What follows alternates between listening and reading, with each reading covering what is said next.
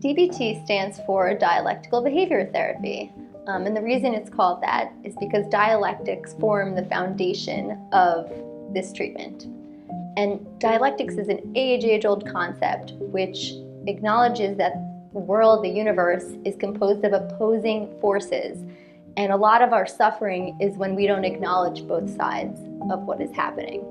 An easy example would be, I hate someone and love them at the same time. It's not either or, it's yes and.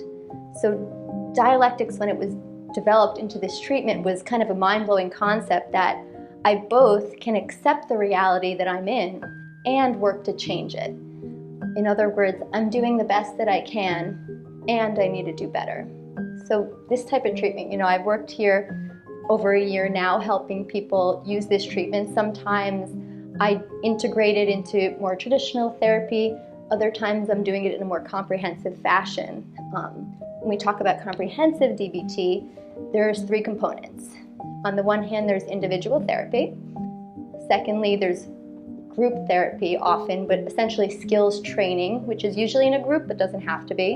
And thirdly, there's coaching, which helps generalize those skills to your life. It's also, so what I'll focus on here are the skills themselves, because what happens is, we don't want to, we don't accept that there's pain in the world. We can understand that we don't like pain, that we don't want it, but oftentimes we get ourselves in trouble because we are numbing the pain. It could be through alcohol or drugs. It could be through kind of shutting yourself out. It could be through anxiety. So, DBT has a strong research foundation with a range of diagnoses, and I've found it useful with myself and with patients with different diagnoses. To tell you a little bit more about the skills, mindfulness certainly forms the foundation of all of the skills.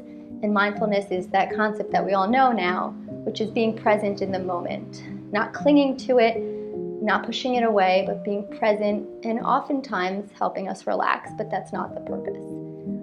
And when we're mindful, we can then learn these other skills. So distress tolerance teaches us to survive a crisis. And, that could mean learning to bring down our body temperature through holding ice or doing progressive muscle relaxation or running around outside doing exercise. It also includes emotion regulation skills. So being more aware of our emotions and therefore better able to control.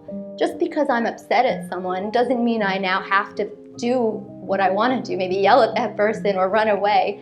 I can now pause because I'm more mindful and decide what would be effective, what would help in this situation.